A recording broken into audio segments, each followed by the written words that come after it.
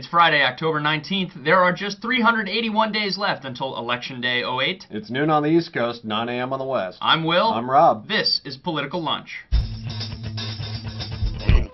Welcome back to Political Lunch. It's Friday, which means I haven't shaven, and it's time for the top election news stories of the week. 10 in just 3 minutes.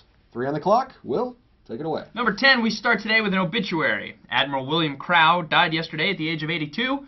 Admiral Crowe led the Joint Chiefs under President Reagan and was then credited with winning military support for President Bill Clinton's campaign. And for number 9, for the Democrats, it was Obama's turn to get aggressive. On an appearance with Jay Leno earlier this week, he had this zinger for people who think that Hillary's nomination is inevitable. You know, Hillary is not the first politician in Washington to declare mission accomplished a little too soon. Right. Number 8, Slate.com has launched a new feature, a blog called the XX Factor, described as Slate women blogging about politics. Unfortunately for Slate, all the reviews seem to agree it's really, really lame. Number 7, today in Washington, D.C., conservatives are gathered for the Values Voter Summit. They'll hear from Republican presidential candidates, a field that's just gotten smaller by one. And that's our number 6 story. Senator Sam Brownback, once a promising candidate who at least seemed like he might be able to unite the socially conservative base of the GOP, is reportedly ending his bid for the White House. That's right. The senator, after a poor showing in the Iowa straw poll and a dismal fundraising quarter, is planned to announce his withdrawal from the race this afternoon. Number 5, while we don't do fake news all that often, today we go to The Onion for this entirely fabricated editorial from Fred Thompson. Not too complicated, just read the headline. Number 4, speaking of eye-catching headlines, there's this from the John Edwards campaign blog. That's right. Former Georgia Congressman Ben Jones, better known as Cooter the Mechanic from the Dukes of Hazzard, is on the campaign trail for Edwards. Number 3, in Iowa Wednesday, Mitt Romney offered a glimpse of his approach to global warming.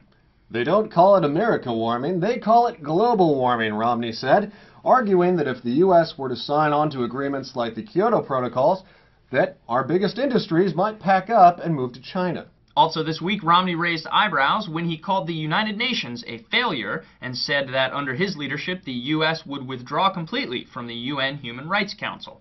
Number 2, all of you who accused the New York Times of having a strong liberal bias need to take note of this piece from yesterday's paper, which looks at the law firm Milberg Weiss. The firm is currently under indictment for fraud and bribery, but the Times notes that 26 Democratic politicians have continued to accept contributions from the firm and its executives since the indictment. And for number 1, we go to New Hampshire, to the little town of Hopkinton, for this little tempest. During a campaign stop, Senator John McCain praised Democratic Governor John Lynch for managing the state in a bipartisan fashion. John Lynch then returned the favor, praising McCain for his service to the country. Now, this seems pretty straightforward. I mean, we are at least supposed to try and get along with members of the opposite party. Well, not according to the Mitt Romney campaign. The New Hampshire state director criticized McCain for praising Lynch at all. McCain, however, took home the win when his campaign chairman said that McCain learned his spirit of bipartisanship from President Ronald Reagan. That's it for Political Lunch today. Thanks for tuning in this week. We'll be back on Monday. Have a great weekend. Back in Hazzard County, there was only one politician, remember, Boss Hogg. It didn't matter how many of us voted against him, he always won. The fix was in. That's not the case here. They can't buy this one with money.